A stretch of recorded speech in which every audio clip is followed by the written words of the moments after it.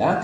하나님의 말씀 두 구절 있습니다. 요한복음 20장 31절의 말씀과 마태복음 28장 19절에서부터 20절의 말씀을 한번 한 목소리를 읽어보겠습니다. 먼저 요한복음 20장 31절의 말씀을 읽겠습니다. 시작. 오직 이것을 기록함은 너희로 예수께서 하나님의 아들 그리스도이심을 믿게 하려 하며 또 너희로 믿고 그 이름을 힘입어 생명을 얻게 하려 함이니라. 아멘. 또 마태복음 28장 19절에서부터 20절의 말씀을 한번 읽어보도록 하겠습니다. 마태복음 28장 19절에서 20절. 우리 화면에 있습니다. 한 목소리로 한번 읽어보도록 하겠습니다. 시작. 그러므로 너희는 가서 모든 민족을 제자로 삼아 아버지와 아들과 성령의 이름으로 세례를 베풀고 내가 너희에게 분부한 모든 것을 가르쳐 지키게 하라. 볼지어다 내가 세상 끝날까지 너희와 항상 함께 있으리라 하시니라. 아멘. 예, 요한복음이 길기 때문에 요한복음을 1, 2로 끊었습니다. 그래서 요한복음 첫 번째를 잠깐 요약을 하고 두 번째 거를 좀 자세히 한 다음에 사복음서를 핵심만 정리하는 순서로 이렇게 진행하도록 하겠습니다. 요한복음은 사도 요한이 한 100세 가까이 돼서 쓴 복음입니다. 그런데 어떤 중요한 두 가지 배경인데 첫째는 이단입니다. 특별히 영지주의 이단과 조금 관계가 있습니다. 그 영지주의 이단은 지금 말로 따지면 구원파입니다. 구원파, 박옥수, 그 다음에 이요한, 유병헌.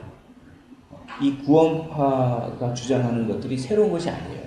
2000년 전에도 그런 게 있었습니다. 그런 영지주의자들에 대항하기 위해서 쓴 것입니다. 두 번째 배경은 유대교입니다. 유대교가 기독교를 이단이라고 했습니다. 그래서 나사렛파라고 했습니다. 저 나사렛파들 어떻게 율법도 안 지키고 음식법도 안 지키고 그냥 믿음만 가지고 어떻게 구원을 받을 수 있어? 어떤 그래서 그런 유대교의 압박에 의해서 좀 위축됐습니다. 그러한 배경하에서 이렇게 요한이 글을 썼습니다. 그 목적은 세 가지 목적이 있습니다. 세 가지 목적이 오늘 읽은 20장 31절에 세 가지 목적이 딱 나왔습니다. 이게 빨간 글씨로 되어 있는 걸 보십시오. 첫 번째 목적은 예수께서 하나님의 아들이다라고 하는 것을 알기 위해서. 이게 뭐냐면 영지주의자들은 영을 중요시했습니다. 영을. 오늘날도 너무 영을 중요시하는 그런 교회가 있으면 약간은 의심해요. 영과 육이 둘 다 중요한 것이 너무 영 그러다가 보면은 왜곡될 수 있습니다. 그들은 영이 너무 중요하기 때문에 영하고 육하고는 전혀 상관이 없다. 이렇게 생각했습니다. 그러면 내가 만약에 영지라고 하는 것이 영적 지식의 준말입니다. 내가 만약에 어느 순간 영적 지식을 깨달았습니다. 그러면 깨닫는 순간 구원됐죠. 그래서 구원은 항상 이런 식으로 질문합니다. 당신 구원 받았습니까? 구원 받았습니다. 몇 년도 몇 월 며칠 날 몇 시에 구원 받았습니다. 이런 식으로 질문하면 그건 다 이단입니다. 그런 게 없습니다. 그런 거. 이거 녹음해가지고 홈페이지에 올릴 건데 그런 거 없어요. 구원은 그렇게 해서 오는 게 아닙니다. 물론 어떤 그렇게 뚜렷한 증거가 있으신 분도 있지만 그게 없으신 분이 더 많아요. 아무튼 그들은 영적인 지식을 깨닫는 순간 구원을 받았습니다. 그러면 이제부터는 자기가 구원을 받았기 때문에 자기가 자기의 영혼이 구원받았기 때문에 자기의 육체랑은 전혀 상관이 없습니다. 그러니까 이제 그 사람이 누구를 죽였어요. 죽이면 이거는 자기가 한 게 아닙니다. 그러죠. 누가 한 겁니까? 나의 육체가 한 겁니다. 이런 논리를 필요해요. 누구 도둑질했습니다. 누구 도둑질했어요. 전혀 죄책감은 안 듭니다. 왜냐? 그 도둑질은 나의 육체가 한 거지 내가 한 게 아닙니다. 나의 영은 이미 구원받았습니다. 이런 논리를 2000년이 지난 지금 저 강남에 있는 기쁜 소식 선교회 이런 데서 이런 당신 예수 그리스도에 의해서 구원받았다. 예수 그리스도의 용서를 믿는다. 믿는다. 끝입니다. 그 다음부터는 막 살아도 저는 그들은 예수님을 영이신 예수님을 인정했습니다. 그러나 육이신 예수님을 인정하지 않았어요. 그래서 육체로 입으신 아기 예수부터 해가지고 어린 예수는 예수가 아니었습니다. 그들에게는.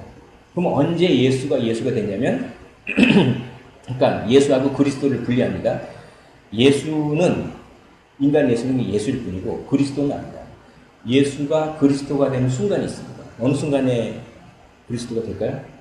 세례를 받을 때, 성령이 비둘기같이 쭉 임할 때, 그때 예수가 비로소 그리스도가 됐다. 그리고 언제 예수 그리스도가 언제 다시 그리스도에서 예수로 되는가? 십자가에 못 박힙니다. 십자가에 못 박힐 때 영혼이 탁 떠나는 순간 그 십자가에 못 박힌 육체는 그리스도가 아니다. 어떻게 그리스도가 그런 처형을 당했어? 이런 논리인데 이게 상당히 파워풀한 논리인데 이게 요즘 사람들도 여기 빠져들어요. 그 지적인 대학 교수들도 빠져들어요. 여기에 대해서 요한은 얘기합니다. 말씀이 육신이 되어 우리 가운데 거하였다. 그래서 그런 배경에 말씀이 이 온 우주를 창조한 말씀, 그 영혼, 그 영이신 그분이 육신이 되어 오셨다. 라고 하는 것들을 강조하고 있습니다. 그러니까 언제 기회가 있으면 영에 대해서 조금 더 자세히 다루겠지만 오늘은 좀 약간 이제 이만큼만 하고 영혼과 육체를 같이 중요하게 생각해야 됩니다. 이것이 바로 요한복음의 큰 목적입니다. 첫 번째 목적은 예수님이 하나님의 아들이다. 육신을 입은 예수님이 하나님과 동등된 분이다. 라고 그렇게 주장하는 것입니다. 어떻게 하나님의 아들과 하나님이 동일합니까? 그렇게 우리 은호가 물어봤어요. 하나님의 아들이 어떻게 하나님과 동일합니까? 아들인데. 예. 이해가 안 됐었던 모양입니다. 몇 년 전에. 굉장히 신학적으로 의미 있는 질문입니다. 여기서 말하는 아들은 생물학적인 아들이 아닙니다. 하나님의 아들 할 때 그 아들은 바로 뭐냐면 양자의 의미, 즉 유산을 물려받는 자격으로서의 아들을 말합니다. 그러므로 하나님의 아들은 어떻게 됩니까? 그러니까 예전에 그 고대 시대에서 양자, 아들은 아버지의 것이 다 아들의 것입니다.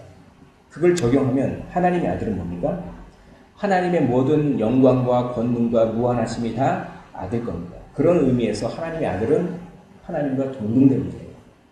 그거를 이제 아셨죠?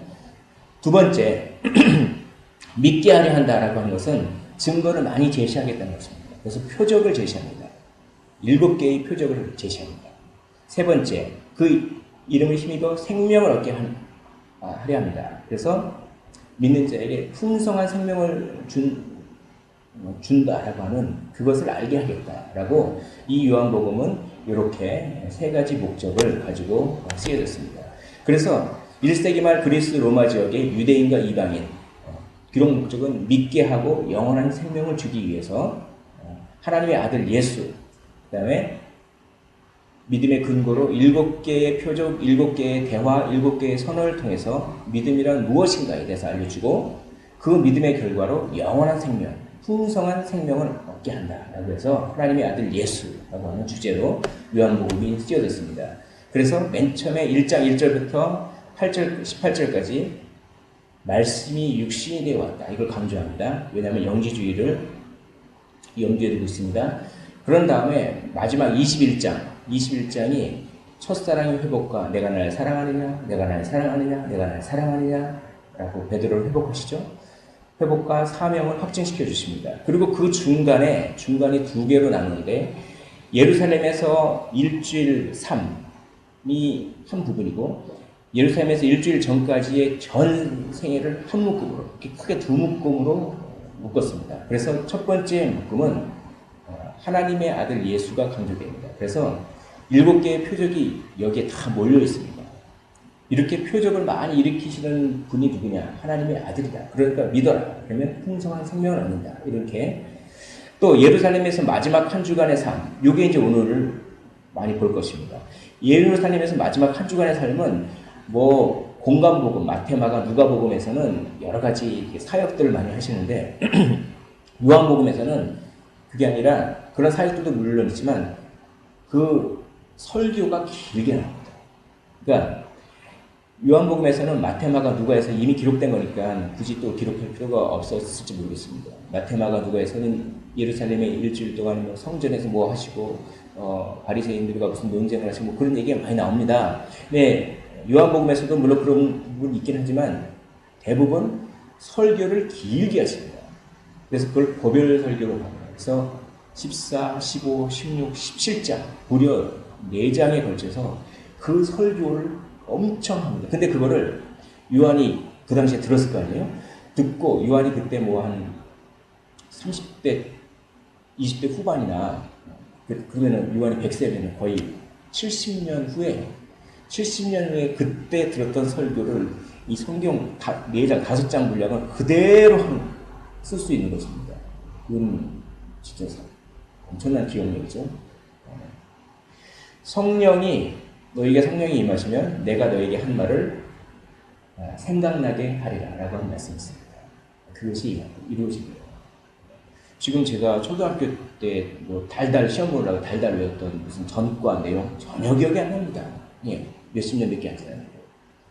무려 70년 지난 후에 예수님의 설교가 4장 분량, 그것도 뭐 몇십 절까지 되는 분량, 그걸 그대로 그냥 말한다는 건 성령의 생각나게 하십니다. 그 고별 설교에서 무엇이 강조되어 있냐면 믿음이란 사랑과 순종이라고 하는 그 믿음의 정의에 대해서 말합니다. 믿음 시리즈를 계속 설교하고 있습니다. 바울식으로 말하면 믿음은 관계의식입니다. 하나님과 뗄래야 뗄 수 없다. 그러나 요한식으로 말하면 믿음은 사랑하는 것이다. 믿음은 내 계명을 지키는 것이다. 그러나 바울식의 설명과 요한식의 설명이 만나는 접점이 있습니다. 그 접점이 포도나무 비유입니다. 너희가 너희 힘으로 사랑할 수 없다. 너희가 너희 힘으로 순종할 수 없다. 어떻게 합니까? 나한테 붙어 있으면 포도나무에 가지가 붙어 있으면 그 가지에 열매가 맺듯이 너희가 너희 힘으로 사랑할 수 없고 너희 힘으로 순종할 수 없지만 나한테 붙어 있으면 그러면 그렇게 할 수 있다. 그게 뭡니까? 나하고 관련을 맺으면 하면서 관계의식을 얘기합니다. 그래서 요한식의 설명과 바울식의 설명이 똑같이 뗄래야 뗄 수 없는 연합 관계의식을 얘기하고 있습니다. 그 접점을. 그것을 이따 보겠습니다. 그렇게 해서 이렇게 고별 설교를 통해서 믿음이라는 사랑과 순종이다라고 하는 것을 말씀을 많이 합니다.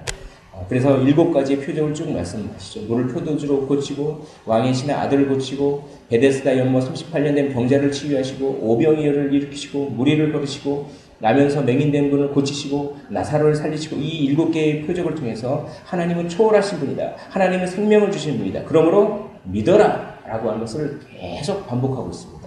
또한 하나님은 7가지 자기 설명합니다. 나는 생명의 떡이다. 나는 생명의 빛이다. 나는 양의 문이다. 나는 선한 목자다. 나는 부활이요 생명이다. 내가 곧 길이요 진리요 생명이다. 내가 곧 참 포도나무다 라면서 자기 자신을 설명합니다. 그러므로 나를 믿어라. 나는 초월한 사람이고 나는 생명을 주는 사람이니 나를 믿어라 라고 하는 게 또 반복됩니다. 또 대화를 하십니다. 니고데모와 대화하고 사마리아 여인과 대화하고 유대인들과 대화하고 또 유대인들과 또 대화하고 초막절 논쟁을 하시고 설교를 하시고 또 고별 설교를 하시고 대화하고 설교하고 하면서 똑같습니다. 나는 초월자다. 내가 생명을 준다. 특별히 사마리아 여인한테는 네가 목마르냐? 사람이 주는 물을 마시면 한 번 마시면 목이 또 마르지만 내가 주는 물을 마시면 영원히 목이 마르지 않아요. 이거 뭡니까? 내가 영원한 생명력을 주시는 그런 식으로 대화를 하면서 초월자다, 생명력이다. 그러면 어떻게 합니까? 나를 믿어라.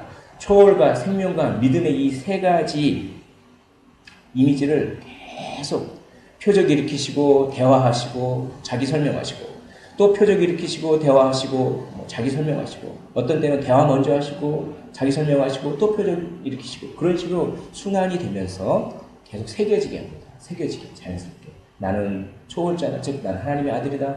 나는 생명을 주는 분이다. 나를 먹고 마셔라 그러지 않습니까? 오병이어에서 나를 그게 성찬시키고 나를 먹고 마시면 생명을 얻는다는 거죠. 그러니 나를 믿어라 라고 하는 것을 계속 반복한 것입니다. 그렇게 전반부가 흘러가고 이제 후반부에 고별 설교가 있습니다. 그래서 잠깐 나누겠습니다. 고별 설교는 크게 상호내주라고 하는 것을 요걸 한번 들을 기회가 없으실지도 모르겠습니다. 이걸 한번 잘 들어보십시오. 상호내주라고 하는 주제가 나오고 고별 설교에서 포도나무 비유를 길게 다루고 있습니다. 또 고별 설교에서 또 다른 보혜사라고 하는 성령을 다루고 있습니다. 성령을 다루고 있어요. 그리고 마지막 고별 설교에서 평안하라. 평안을 너에게 주노라. 내가 주는 평안은 세상이 이해할 수 없는 그런 평안이다. 담대하라. 내가 세상을 이겨노라. 이렇게 네 가지를 다루고 있습니다. 왜냐하면 고별 설교는 예수님이 십자가 달리기 직전에 거의 직전에 하신 설교이기 때문에 내가 가더라도 너희가 걱정할 필요 전혀 없다. 이걸 얘기하기 위해서 이 네 가지를 얘기하는 겁니다. 맨 처음에는 걱정할 필요 전혀 없다. 왜냐하면 너희가 내 안에 있을 것이기 때문에 걱정할 필요가 전혀 없다. 이런 얘기입니다. 그런데 너희가 내 안에 있다는 것을 설명하기 위해서 이제는 삼위일체를 설명하시는 거죠. 이게 어렵습니다. 그런데 이거는 인간의 머리는 이해할 수가 없는 것입니다. 그러나 우리가 이해해야 할 부분까지는 있습니다. 인간의 머리로 이해하기 어렵다고 해서 아예 이해하려고 노력조차 안 하면 이단에 빠집니다. 하수꾼 아십니까? 여호와의 증은 하수꾼이 전단지 이런 쪽지 가지고 하수꾼이라고 여호와의 증입니다. 여호와의 증인 삼위일체를 부정해요. 하수꾼을 가지고 이 주로 전도하는 방법이 아니 삼위일체란 말이 성경에 있습니까? 나와 있습니까? 삼위일체란 말, 삼위일체 이 단어가 성경에 나와 있습니까? 그런 식으로 접근합니다. 물론 안 나와 있습니다. 그러나 안 나와 있지만 삼위일체라고 말할 수밖에 없게 쓰여져 있어요. 그것이 오늘 특별히 요한복음에서 많이 나옵니다. 특별히 고별 설교에서 14장 10절 보십시오. 내가 아버지 안에 거하고 아버지는 내 안에 계신 것을 내가 믿지 아니하느냐. 보면 내가 아버지 안에 거하고 아버지는 내 안에, 내가 아버지 안에 아버지는 내 안에, 이런 것들을 상호내주라고 합니다. 상호내재 혹은 상호침투라고 합니다. 일단은 한번 더 진행해 보겠습니다. 14장 11절에 또 이렇게 얘기하고 있습니다. 내가 아버지 안에, 아버지가 내 안에, 내가 아버지 안에, 그런 다음에 너희가 내 안에, 내가 너희 안에. 이거 완전 말장난하는 것 같죠? 예. 아버지요. 아버지가 내 안에, 내가 아버지 안에 있는 것 같이 그들도, 제자들도 다 하나가 되어 우리 안에 있게 하사 세상으로 아버지께 나를 보내신 것을 믿게 하옵소서. 삼위일체를 완벽하게 이해는 못합니다. 그러나 삼위일체를 건전하게 우리가 인간이 이해할 수 있을 만큼 이해하는 좋은 방법 중에 하나가 상호내주 혹은 상호침투라고 하는 교리입니다. 조금 어려운 말로 페리코레시스라고 하는 교리입니다. 이것은 뭐냐면 우리는 이해할 수가 없죠. 성부, 성자, 성령이 어떻게 세 분이시면서 동시에 하나일 수가 있는가 이해를 못합니다. 그러나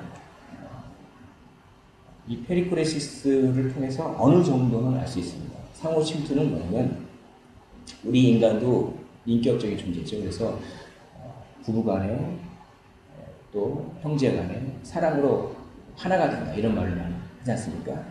사랑은 뭐냐면 그 사람에 대한 100%의 관심입니다. 관심. 그 사람이 아프면 내가 아픈 거예요. 그래서 저희가 전에도 얘기했죠. 연속극에서 아프냐? 나도 아프다. 이런 유행어가 있었습니다. 그건 사랑을 얘기해요. 너와 나는 뗄래야 뗄 수 없고 하나다. 이런 겁니다. 그런 걸 공감한다는 거죠. 공감하는 거예요.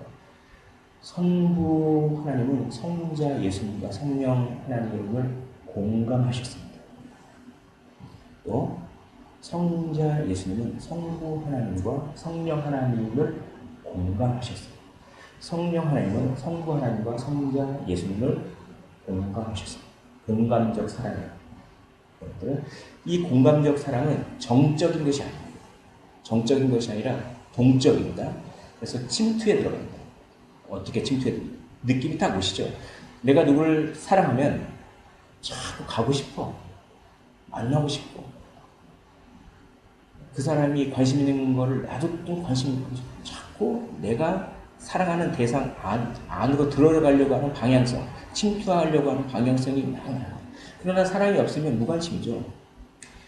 상호 침투를 하시는 것입니다.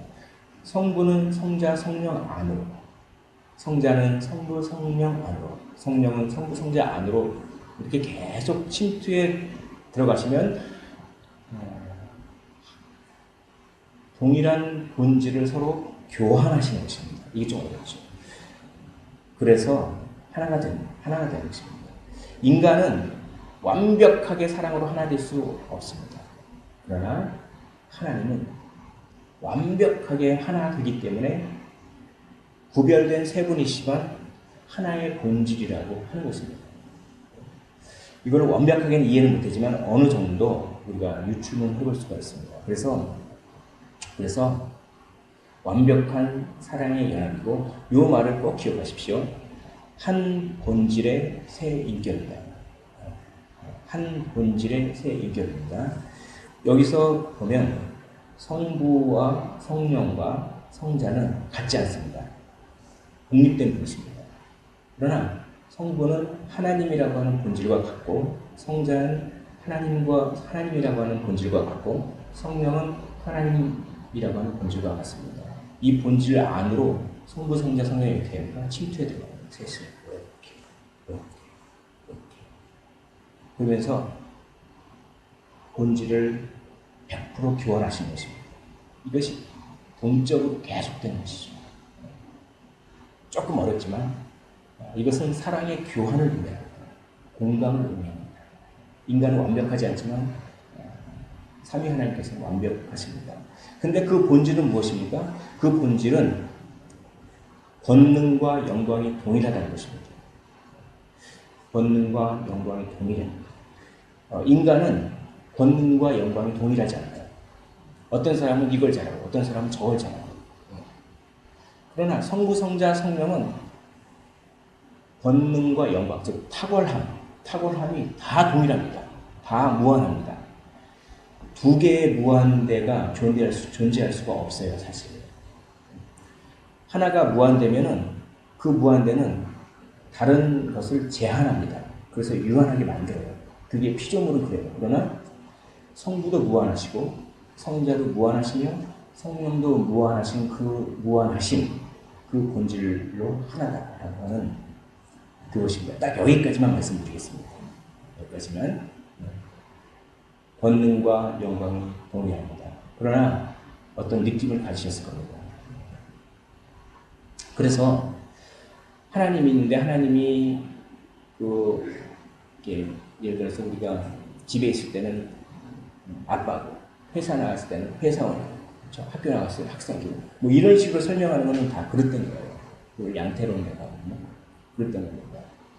인격이 하나의 인격이 좀 다르게 하나의 인격을 얘기합니다. 그러나 하나님은 분명히 세 분의 인격입니다. 세 분의. 그러나 본질이 하나예요. 이것입니다. 이것은 그만큼 공감하고 그만큼 사랑으로 아주 밀접하게 결합되어 있다고 하는 것입니다.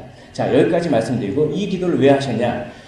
성부, 성자, 성령이 서로 공감하고 서로 밀접하게 결합되어 있듯이 너희들도 그렇게 하나가 되어 너희들도 그렇게 공감하여 어떻게 합니까? 공감하여 사랑으로 하나 되어라 이렇게 얘기합니다. 왜냐? 내가 떠나니까. 그리고 그렇게 하나가 되고 하면 하나가 되는 방법은 뭐냐면 믿는 것입니다. 믿는 것. 나도 예수님을 믿고 다른 사람도 예수님을 믿으면 하나가 될 수 있어요. 그러나 내가 그 상대방을 믿고 상대방이 나를 믿으면 하나가 될 수 없습니다. 배신을 당합니다. 사람을 믿으면 배신을 당하지만 각자의 사람이 모두 하나님을 믿으면 각자의 사람들이 하나가 됩니다. 이 놀라운 비밀이 있습니다. 그러니까 사람은 상황 논리에 따라서 좌우되거든요. 그래서 내가 저 사람을 믿으면 100% 보장할 수 없습니다. 그러나 저분도 하나님을 믿고 나도 하나님을 믿으면 그 둘 사이는 훨씬 강한 결합력을 갖게 된다는 신비한 능력이 있는 것입니다. 그걸 얘기하는 것입니다. 내가 간다. 너희들 나를 믿어라. 그렇게 믿으면 마치 우리가 강하게 결합되어 있듯이 너희들도 하나가 될 것이다. 서로 공감하게 되고 서로 하나가 돼서 환난을 어떻게 하냐? 환난을 이겨낼 수 있을 것이다. 그러므로 내가 간다고 해서 너무 걱정하지 마라. 너희가 그렇게 하나가 되게끔 내가 성령을 보내줄 것이다. 이렇게 이야기의 논리가 전개돼요. 이게 좀 상당히 어려운 얘기인데 요거를 아셔야 요한복음을 읽을 수 있습니다. 요한복음 너무 어려운 책이에요. 자, 그 하나가 된다는 것을 더 잘 설명하기 위해서 하나가 된다는 걸 더 잘 설명하기 위해서 포도나무 비유를 이제 하십니다. 그 포도나무 비유는 뭔가 생명력을 공급하는 나무에 이렇게 어떻게 됩니까? 붙어 있어야지 열매, 그 생명 뿌리로부터 그 진액이 쫙 흡수되어서 열매를 맺는다. 그러니까 너희들도 어떻게 합니까? 너희들도 하나님에게 붙어 있어라. 그리스도에게 붙어 있어라. 라고 하는 그런 것입니다. 자, 그러면서 여기 또 15장 5절에 보면 이렇게 되어 있습니다. 나는 포도나무야 너희는 가지라. 그가 내 안에 내가 그 안에 거하면 이게 뭐냐면 그가 어떤 사람이 내 안에 그리스도 안에 내가 그 안에 내가 그 사람 안에 이거는 내가 그가 되고 그가 내가 된다 이런 식이 아니라 내가 하나님이 되고 이걸 그렇게 주장하는 사람들이 있어요. 이단적으로. 그러니까 내가 하나님이 되고 연합을 그게 아니라 내가 하나님이 되고 하나님이 내가 되고 그런 식이 아니라 서로 그렇게 밀접하게 연결되어 있다는 표현을 이렇게 하는 것입니다. 서로 그렇게 밀접하게 공감하는 내가 하나님의 마음을 공감하고 하나님이 내 마음을 아시고 이렇게 그렇게 거하면 열매를 많이 맺나니라고 하면서 이게 믿음입니다. 서로 관계의식이죠. 자, 그런 다음에 거하면이라고 하는 동사가 있습니다. 거기에 이렇게 물려 있습니다. 거하라, 거하리라 이렇게 물려 있는데 맨 첫 번째 그가 내 안에 내가 그 안에 믿음입니다. 믿음. 그 믿음은 뭘 의미하냐? 내 말이 너희 안에 거하면 즉 내가 예수님과 뗄래야 뗄 수 없는 관계를 느끼려면 뭘 해야 되냐면 하나님의 말씀이 내 안에 거하면 됩니다. 그러면 제가 주일 설교에서 말했듯이 똑같습니다. 하나님의 말씀을 어떻게 합니까? 굴복할 때 믿음이 생기는 우리랑 똑같은 겁니다. 신약 요한이 말한 거라든지 히브리서 기자가 말한 거라든지 바울이 말하는 건 다 똑같아요. 이 시간차를 두고 다른 기질을 가진 저자들이 쓴 책들이 다 통일성이 있습니다. 이건 성령이 순수성이죠. 자, 이렇게 내 말이 너희 안에 거하면 믿음입니다. 그 믿음은 무엇이냐면 또 거하라를 보십시오. 나의 사랑 안에 거하라. 즉 내 말이 너희 안에 거하는 것이 믿음인데 그 믿음은 사랑 안에 거하는 것이다. 나를 믿게 되면 사랑하게 되어 있다. 이런 얘기입니다. 이거는 영지주의를 염두에 둔 표현입니다. 너희가 구원받았다고 생각하느냐? 믿는다고 생각하냐? 그러면서 왜 니네 마음대로 나는 구원을 받았으니까 니네 마음대로 사느냐? 이런 것들을 참된 믿음은 그런 것이 아니다라고 하는 그 배경이 있습니다. 자, 믿으면 사랑하게 되고 사랑하게 되면 그 다음에 맨 마지막에 뭐가 있냐면 내 계명을 지키면 내 사랑 안에 거하리라. 거하라. 똑같은 동사와 연관되는 그런 구절들이 믿음과 사랑과 순종, 즉 계명입니다. 동일한 것입니다. 여기 안에서 아주 고도의 논리로 이걸 말씀하시는 것입니다. 믿음이 무엇인 줄 아냐? 믿음은 관계의식이다. 붙어있는 것이다. 그것은 하나님의 말씀이 거할 때 생기는 것이다. 그런데 그런 믿음은 사랑을 만들어냅니다. 그리고 계명을 지키려고 하는 자발성을 만들어냅니다. 이게 참된 믿음이다. 라고 이렇게 이야기하신 것입니다. 이거를 이제 말씀을 딱 했어요. 그 이유는 뭡니까? 그렇게 너희가 내 말을 믿고 사랑 안에 거하고 이렇게 순종하면 열매를 많이 맺을 수 있기 때문에 환난이 오더라도 걱정하지 말라. 이걸 얘기하고 싶은 겁니다. 내가 떠나더라도. 자, 그런 다음에 또 고별 설교에서 그럼 그걸 도와주시는 분이 있습니다. 그게 성령입니다. 근데 또 다른 보혜사라고 합니다. 그럼 첫 번째 보혜사가 있고 또 다른 보혜사가 있습니다. 첫 번째 보혜사는 누굴까요? 첫 번째 보혜사는 예수님입니다. 보혜사라는 말은 상담자를 뜻합니다. 헬퍼, 도와주는 사람, 카운셀러입니다. 예수님이 육신으로 계실 때는 상담자 역할을 다 해주셨습니다. 그 보혜사입니다. 그런데 예수님이 가신 이후에 또 다른 보혜사를 주십니다. 이 또 다른 보혜사를 오늘 이단 얘기를 많이 하네요. 요한복음이 다 그래요. 신천지는 이 또 다른 보혜사를 누구라고 할까요? 신천지는. 그렇죠. 어떤 특정한 인물이라고 하겠죠. 그 논리가 나름 논리가 정해요. 왜냐면 그러면서 우리 장로고 기독교는 다 거짓말한다. 막 성경은 오류다. 그런 식으로 막 합니다. 그 논리가 어떻게 하냐면 우리는 이 또 다른 보혜사를 성령이라고 개혁교회는 이렇게 얘기합니다. 건전한 해석이죠. 근데 그들은 또 다른 보혜사를 그렇게 해석하지 않습니다. 왜냐하면 이 성령, 오순절의 성령은 언제 예언되냐면 저 구약에 요엘이라고 하는 구약 요엘 선지자가 있어요. 말세에 내가 내 영을 부어주리니 자녀들은 뭐 예언을 하고 청년들 뭐 그렇게 찬양도 있지 않습니까? 예. 그렇게 구약 시대에 예언한 거가 오순절에 이루어졌으면 이제 예수님이 신약 시대이지 않냐? 신약 시대 예수님이 또 다른 보혜사면 이거는 언제 이루어질 사건이다? 재림 때 이루어질 사건이다. 재림 때. 그 예수님이 재림이 가까워 올 때 어떤 지혜자, 상담자를 보내주시는 그런 논리로 들으니까 비약이 되죠. 그 상담자가 누구겠습니까? 이 또 다른 보혜사는 그거 아닙니다. 또 다른 보혜사는 앞뒤 문맥을 이렇게 보면 또 다른 보혜사라고도 하지만 그냥 보혜사라고도 해요. 그리고 예수님께서 고별 설교 때 이걸 말씀하셨다는 것을 간구하고 있습니다.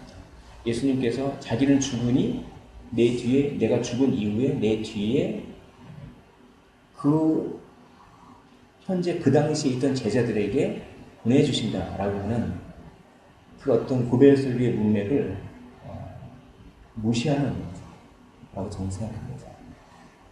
내가 이제 가겠다. 내가 이제 아버지께 구하겠다. 내가 가니 또 다른 상담자를 보내줍니다.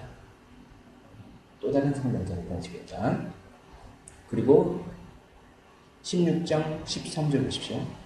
그러나 진리의 성령이 오시면 이라고 합니다. 즉 또 다른 보혜사는 누굽니까? 진리의 성령입니다. 또 다른 보혜사는 성령이 오시죠. 이 진리의 성령을 그렇게 오해하면 안 되는 것입니다.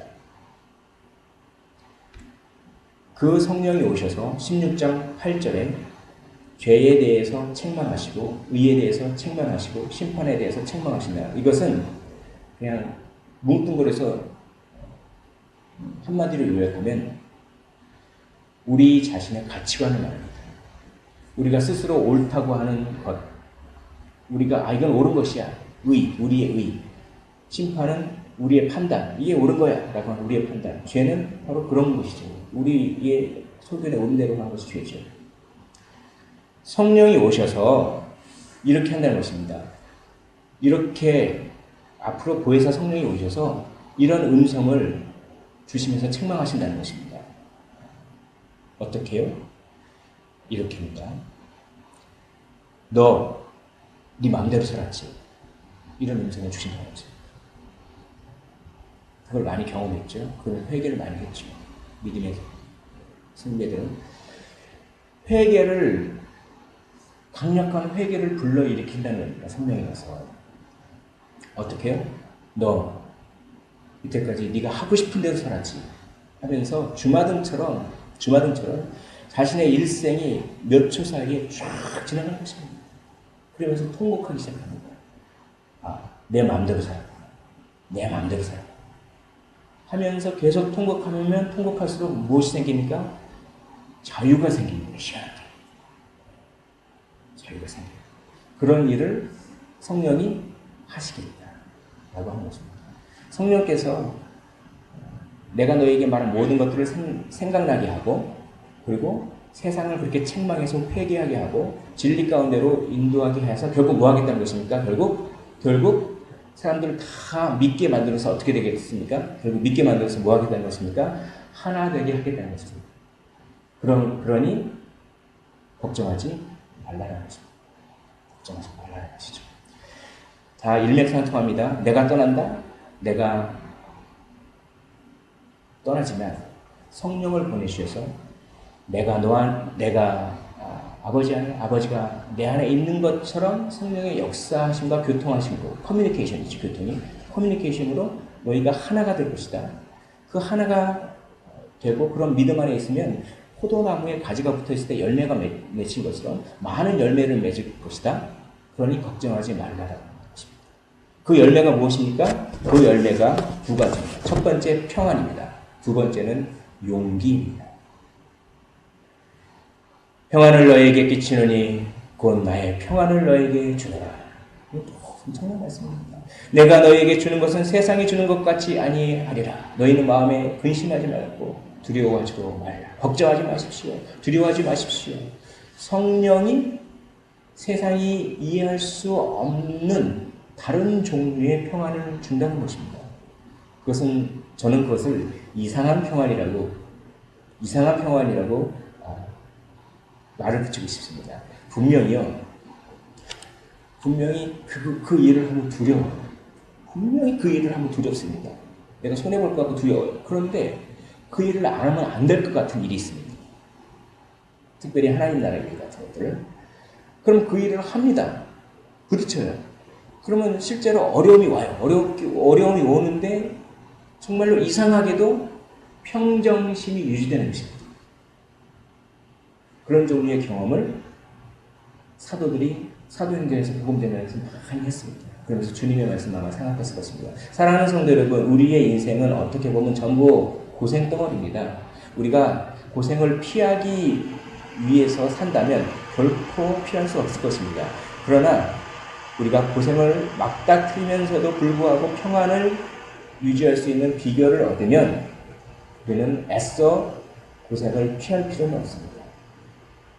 그를 직면하는 것이죠. 그 직면하는 것을 용기라고 합니다. 그 직면하는 것을 담대함이라고 합니다. 담대함이라고 합니다.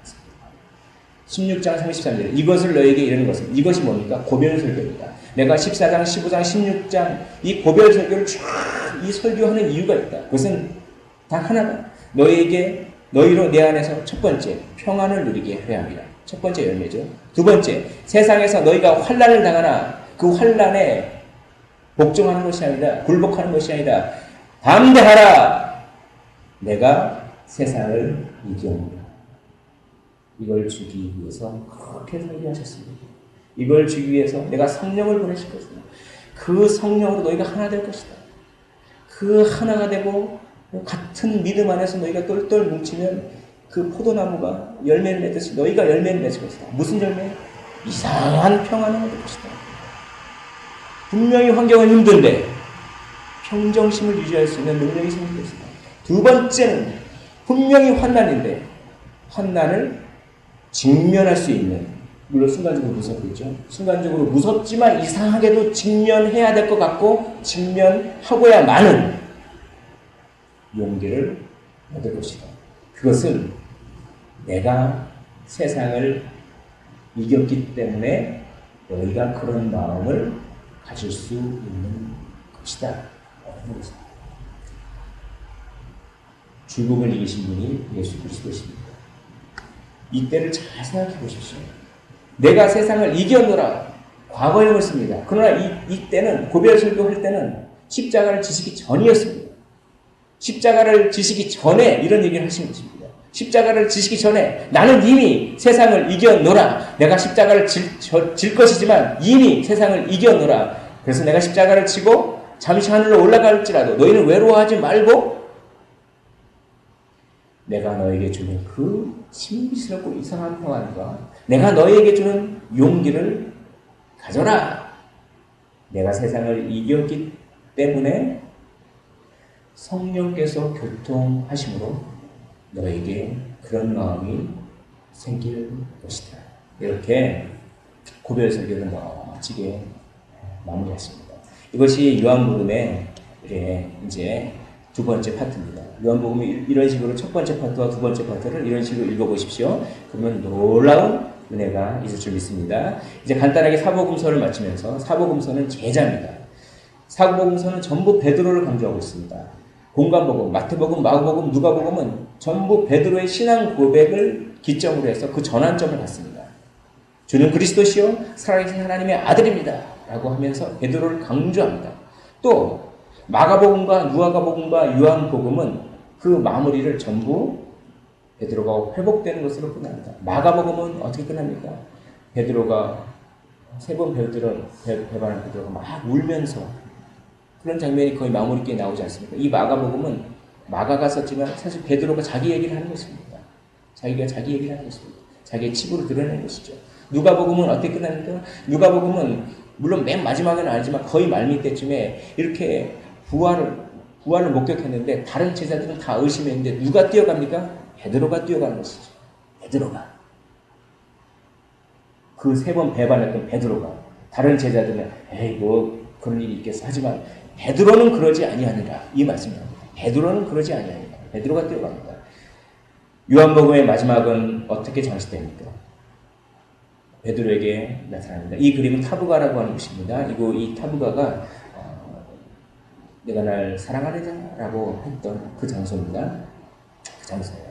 이 타부가에서 숯불을 구우시고 이렇게 베드로를 만나셔서 내가 날 사랑하느냐? 내가 날 사랑하느냐? 내가 날 사랑하느냐? 3번 말씀하시죠. 그건 무한대를 뜻합니다. 왜 3번이냐면 3번 배반했기 때문에 3번 이야기하실 것입니다. 이것은 4번 배반하면 나는 4번 눌어서 너를 기어이 회복시키고야 말겠다. 네가 10번을 배반했으면 나는 10번을 물어서라도 너를 기어이 회복시키고야 말겠다. 3이라는 숫자는 무한대를 의미합니다. 그렇게 베드로가 회복이 되고 있습니다. 베드로는 제자를 상징합니다. 제자를 대표합니다. 그러므로 마태복음, 마가복음, 누가복음, 요한복음은 다 제자를 만들기 위한 예수님의 사역입니다. 그래서 다윗의 자손 예수, 이게 마태복음의 주제죠. 우리가 고대하던 예수, 사람의 자손, 우리를 위해 섬기시고 일하는 예수, 마가복음의 주제입니다. 아담의 자손, 소외된 사람들을 위해서 모든 사람을 위한 예수, 누가복음의 주제입니다. 하나님의 아들 예수, 생명을 주는 예수. 그래서 어떻게 하겠다는 것입니까? 이 예수가 다윗의 자손으로, 사람의 자손으로, 아담의 자손으로, 하나님의 아들로 이 땅에 오셔서 그 하신 일을 통해서 결국 뭘 하시겠다는 것입니까? 그것은 제자를 만들겠다는 것입니다. 그것이 베드로를 그렇게 강조하는 상징적 의미가 있습니다. 그래서 그러므로 너희는 가서 모든 민족을 제자로 삼아 아버지와 아들과 성령의 이름으로 세례를 베풀고 내가 너에게 분부한 모든 것을 가르쳐 지키게 하라. 이것은 해석을 하면 지킬 때까지 가르쳐라. 이런 뜻입니다. 내가 세상 끝날까지 너희와 항상 함께 있으리라. 임무아누엘의 목적은 제자를 만들기 위해서입니다. 사랑하는 성도 여러분, 단지 무리가 되지 마십시오.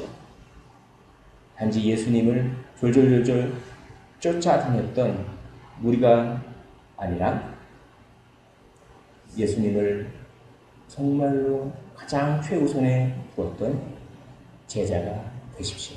라고 사복음서는 이야기하고 있습니다.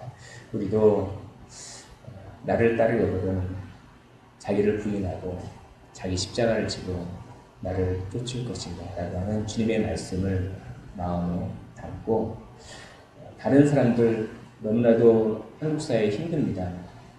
그 사람들을 위해서 그 사람 하나를 잘 살려내는 데 있어서 우리 인생을 투자하시는 제자가 되시기를 주님의 이름으로 축원을 드립니다. 기도하겠습니다.